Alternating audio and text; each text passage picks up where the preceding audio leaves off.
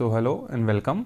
तो आज हम लोग इस वीडियो में देखने वाले हैं क्लास 10th का जो सोशल साइंस का जो हमने एक सीरीज़ स्टार्ट किया हुआ था कि लास्ट मोमेंट पर मोस्ट इंपॉर्टेंट क्वेश्चन कौन कौन से हो सकते हैं, किस किस टॉपिक से हमें पढ़ के जाना है, उससे रिलेटेड ये सेकंड वीडियो।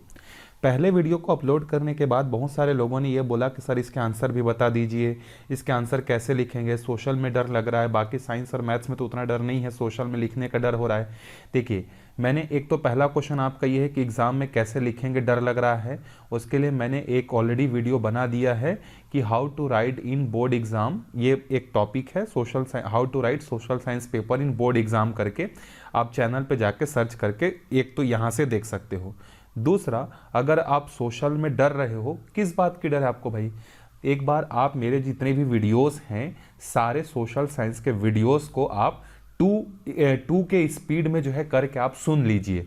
जैसे आप वीडियो देख रहे हो मेरा ये नॉर्मल स्पीड है, अगर आप सेटिंग में जाओगे तो वहाँ पर स्पीड का ऑप्शन होगा, तो उस स्पीड में जाकर आप जो है 1.5 में 1.75 में या 2 पे जाकर सारे जो चैप्टर्स हैं उसकी जो स्टोरी है एक बार आप सुन लो। उसके बाद जब आपको स्टोरी मालूम रहेगी आप अपने ओन वर्ड्स में लिखने के लिए बिल्कुल फ्री हो, कोई भी आपका मार्क्स जो है नहीं काटेगा अगर आप अपने ओन वर्ड्स में लिख रहे हो सही चीज़ों को, तो ठीक है। अगर आप फालतू फालतू की चीज़ें अपने ओन वर्ड्स में सर ने तो बोला है करके कुछ भी लिख दोगे तब तो मार्क्स जाएगा, लेकिन अगर आप टू द पॉइंट लिख रहे हो और अपने ओन वर्ड्स में लिख रहे हो सोशल साइंस में तो आपको डेफिनेटली मार्क्स मिलेंगे, ठीक है। और मैं इसलिए आंसर नहीं बता रहा हूँ, तीसरा क्वेश्चन का आंसर ये है कि अगर मैं सबको आंसर बता दूंगा तो फिर अपने माइंड में आप इसको याद कैसे रखोगे। तो आप क्वेश्चन पढ़ो और इसका आंसर खुद से कंस्ट्रक्ट करने की, फ्रेम करने की कोशिश करो कि अगर ये क्वेश्चन मुझे एग्जाम में दिखेगा तो मैं इसका आंसर कैसे लिखूंगा या कैसे लिखूंगी, ऐसा आप फ्रेम करने की कोशिश करो, तब आपका इंप्रूवमेंट जो है क्या होगा, ज़्यादा होगा, ठीक है। चलो आते हैं पहले क्वेश्चन पे। देखो पहला क्वेश्चन आज का हमारा क्या है, इस टॉपिक पर क्वेश्चन आपको एग्जाम में देखने को मिल सकते हैं। मैं ये नहीं बोलूंगा कि यही क्वेश्चन आपको देखने को मिलेंगे, लेकिन हाँ ये क्वेश्चन आपको देखने को मिल सकते हैं। जैसे पहला क्वेश्चन है, what are the differences between renewable and non renewable sources. अब आपको यहाँ पर डिफरेंस पूछ सकता है कि रिन्यूएबल सोर्स ऑफ एनर्जी क्या होता है और non renewable source of energy क्या होता है। और अगर 1 मार्क्स का एमसीक्यू क्वेश्चन आए तो आपको नीचे में कुछ ऑप्शन दे देगा और पूछेगा कि which of the following option या which of the following is a non renewable source of energy और रिन्यूएबल सोर्स ऑफ एनर्जी करके पूछ सकता है। ऐसा पहला क्वेश्चन तो ये हुआ। दूसरा क्या पूछ सकता है, what will happen if agriculture land decreases.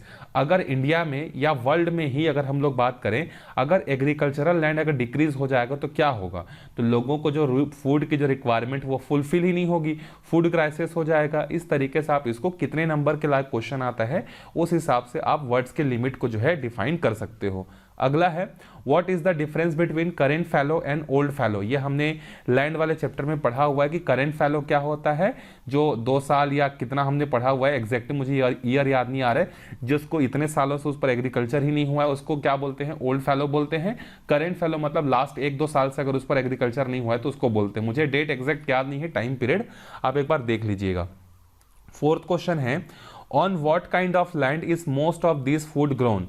मतलब हमारे यहाँ ऐसे कौन कौन से लैंड होते हैं जिस लैंड पर जो है क्या होता है, फूड जो होते हैं बहुत अच्छे से जो है ग्रो करते हैं। और ये क्यों इंपॉर्टेंट है भाई, अब अगर जिस जमीन पर अगर फूड ग्रो हो रहे हैं, अगर वो जमीन इंपॉर्टेंट मतलब वो जमीन अगर खराब हो जाएगा तो हम फूड का प्रोडक्शन कैसे करेंगे, फूड शॉर्टेज होगा, बहुत सारे इकोनॉमिकल प्रॉब्लम होने चालू हो जाएंगी। तो यहाँ पर आपको उसका इंपॉर्टेंट बताना है किसका, एग्रीकल्चरल लैंड का।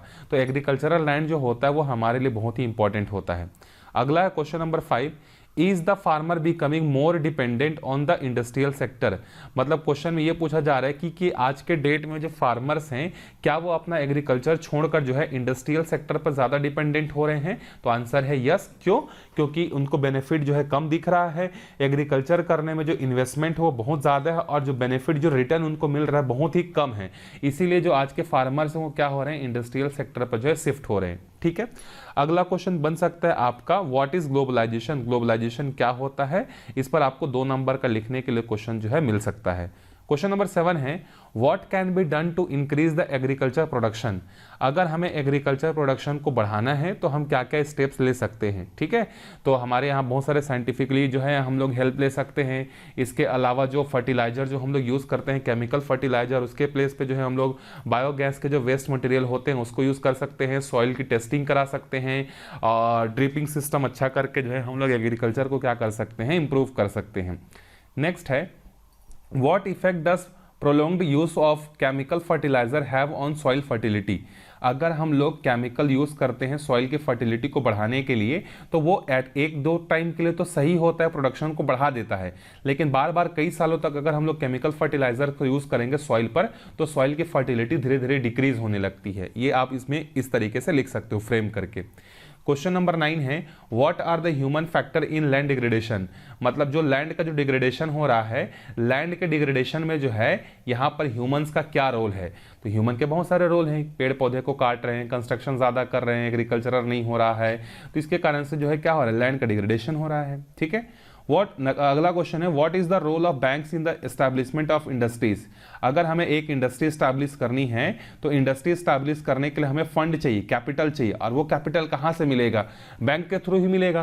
तो इसीलिए बैंक जो होते हैं बड़े बड़े इंडस्ट्रीज को स्टैब्लिश करने में बहुत ही इंपॉर्टेंट रोल जो है प्ले करते हैं। क्वेश्चन नंबर 11 है which minerals are important source of energy. कौन कौन से ऐसे मिनरल्स होते हैं जो कि हमारे लिए सोर्स ऑफ एनर्जी जो होते हैं काफ़ी अच्छा होते हैं। तो इसमें आप 2-4 फ्रूट्स के नाम लिख सकते हो, मिनरल्स के नाम लिख सकते हो जो कि हमारे लिए बहुत ही ज़्यादा यूजफुल होते हैं। क्वेश्चन नंबर 12 है what is the difference between hydel power and thermal power. Hydel power और थर्मल पावर में क्या डिफरेंस होता है। तो हाइड्रल पावर में हम लोग क्या करते हैं, बड़ा सा पानी का एक रिजर्वायर बनाते हैं, जैसे रिवर पर हम लोगों ने डैम बना दिया, फिर पानी की पोटेंशियल एनर्जी को हम लोग कन्वर्ट करते हैं, पहले पानी जो फ्लो होते रहता है उसके पास उसकी काइनेटिक एनर्जी होती है, फिर हम लोग डैम का कंस्ट्रक्शन करके क्या करते हैं, उसकी काइनेटिक एनर्जी को पोटेंशियल एनर्जी में कन्वर्ट करते हैं, फिर टर्बाइन वगैरह का सेटअप वगैरह लगाकर जो है हम लोग क्या करते हैं, फिर से उसकी पोटेंशियल एनर्जी को काइनेटिक एनर्जी में कन्वर्ट करते हैं और टर्बाइन रोटेट होता है। जब टर्बाइन रोटेट होता है तो इलेक्ट्रिसिटी प्रोड्यूस होती है, इसको बोलते हैं हाइड्रल। थर्मल में क्या करते हैं, थर्मल में भी वाटर का यूज होता है, लेकिन पहले वाटर को गर्म करते हैं और वेपर बनाते हैं, वेपर बनाने के बाद उसको क्या करते हैं, टर्बाइन पर जो है हम लोग एग्जॉस्ट करते हैं और टर्बाइन के ब्लेड को रन करते हैं। तो इस तरीके का डिफरेंस आप वहां पे लिख सकते हो। नेक्स्ट है what are the negative environmental impacts of mining. Mining करना अच्छी बात है क्योंकि हमें मिनरल्स मिलते हैं, मिनरल्स को बेचकर पैसा अर्न करते हैं, लेकिन इसके जो है डीमेरिट्स क्या क्या होते हैं, इन्वायरमेंट पर जो है क्या नेगेटिव इंपैक्ट होता है और क्या क्या ऐसे पॉसिबल मेजर हैं जिसको लेकर हम लोग क्या कर सकते हैं, माइनिंग से रिलेटेड प्रॉब्लम्स को कम कर सकते हैं। ठीक है, अगला क्वेश्चन है what is the relation between labour and market development. Labour और मार्केट के डेवलपमेंट में क्या इंटरलिंक्ड है, इसके बारे में आपको लिखना है। किसी भी चीज का अगर आपको प्रोडक्शन करना है तो लेबर की जरूरत होगी, प्रोडक्शन करने के बाद अगर उसको बेचना है तो मार्केट की जरूरत होगी। ऑब्वियस सी बात है भाई, तो लेबर और मार्केट जो है वो एक दूसरे पर क्या होते हैं, डिपेंडेंट होते हैं। नेक्स्ट है Why have industries migrated from the developed to developing nation in the last 50 years? Explain with example.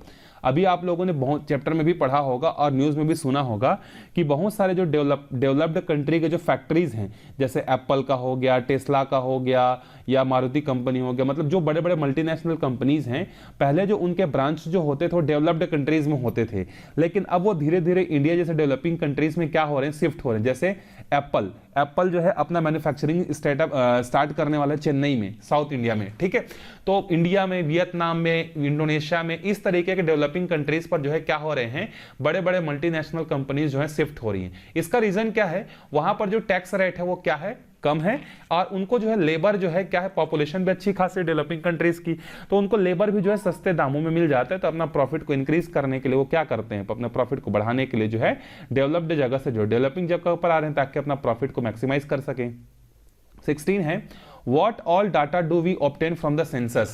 Census से हमें किस किस तरीके की इंफॉर्मेशन मिलती है, इसको मैंने बहुत अच्छे से आपको वीडियो में पढ़ाया हुआ है, आप जाकर उस वाले वीडियो को देख सकते हो कि सेंसस से हम लोग को स्कीम बनाने में किस तरीके से हेल्प मिलती है, एजुकेशन रेट क्या चल रहा है, मार्केट में क्या कंडीशन, ये सारा का सारा चीज जो है हमें सेंसस से पता चलता है और फ्यूचर के लिए 10 साल का प्लान बनाने में ये हेल्पफुल जो है होता है।